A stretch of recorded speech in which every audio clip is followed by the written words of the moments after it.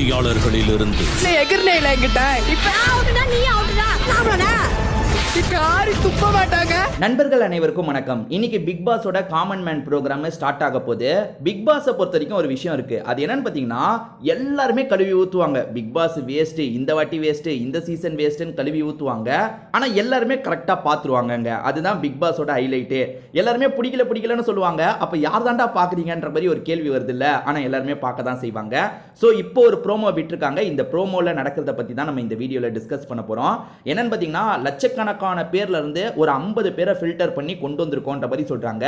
50 பேர் தான் descent number. என்ன கேட்டா 50 பேர்ல இருந்து ஒரு 5 பேரை ஃபில்டர் பண்ணாதான் பார்க்குற நமக்குமே நல்லா இருக்கும். கொச்சன்னு ஆளுங்க வந்தாங்கன்னா நல்லா இருக்காது. ஒரு 50 பேர் கிட்ட இருந்து தான் செலெக்ஷன் ப்ராசஸே நடக்க போது போல. ஒரு 3 கேம் நடக்கிற மாதிரி இதுல காட்டுறாங்க. ஏதோ சேத்துல போட்டு உருண்டுட்டு இருக்காங்க.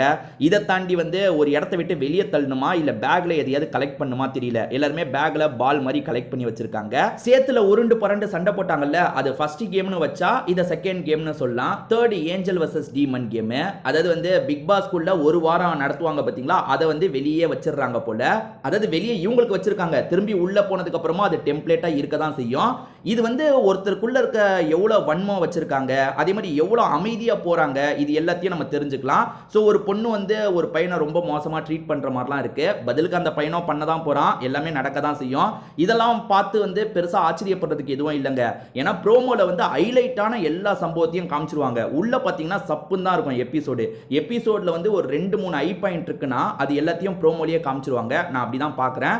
அதை தாண்டி வந்து ஒரு லேடியை வந்து ஒருத்தர் வந்து வெளியே தூக்கி வைக்கிறாரு. அந்த லேடியுமே இத்தனை ஜென்ஸ் இருக்கும் போது முதல்ல என்கிட்ட வந்து இப்படி பண்றியே, உனக்கு ஜென்ஸ் கூட மோத வந்து பயமா அப்படின்ற மாதிரிலாம் ஒரு மாதிரி கோவப்படுறாங்க. அதே மாதிரி அவங்க தோத்துட்டாங்க போல, அந்த கேம்ல வந்து தோத்துட்டாங்க போல. அதை நினைச்சு ஃபீல் பண்ணி அழுகுற மாதிரிலாம் பிரச்சனை போயிட்டு இருக்கு.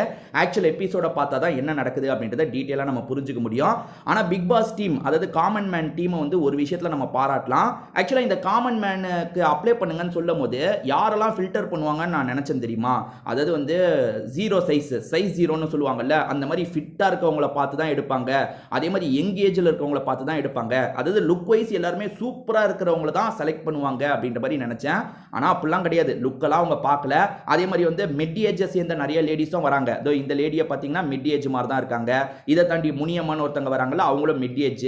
இதை தாண்டி வந்து ஓரளவுக்கு எல்லா குரூப்லயும் இருக்காங்க. அதாவது பார்க்க அழகா இருக்கிறவங்கள தான் உள்ள கூப்பிட்டுருக்காங்கன்னு சொல்ல முடியாது. காமனா பார்த்து தான் எல்லாரையும் கூப்பிட்டுருக்காங்க. அதே மாதிரி எல்லாருமே இன்ஃப்ளூயன்சர்லாம் கிடையாதுங்க. 2-3 பேர் இன்ஃப்ளூயன்சர். மற்ற எல்லாருமே வந்து சோஷியல் மீடியா அக்கௌண்ட் வச்சிருப்பாங்க. இன்ஃப்ளூயன்சர் மாதிரிலாம் எனக்கு தெரியல. ஸோ முடிஞ்ச அளவுக்கு டீம் ஜென்யூனா தான் நடந்திருக்காங்கன்னு நினைக்கிறேன். ஏன்னா வந்து லட்சக்கணக்கான பேர் அப்ளை பண்றதுல ஒரு 50 பேரை ஃபில்டர் பண்றது, எப்படி ஃபில்டர் பண்ணாலுமே நமக்கு ஒரு பக்கம் குறையா தான் தோணும்.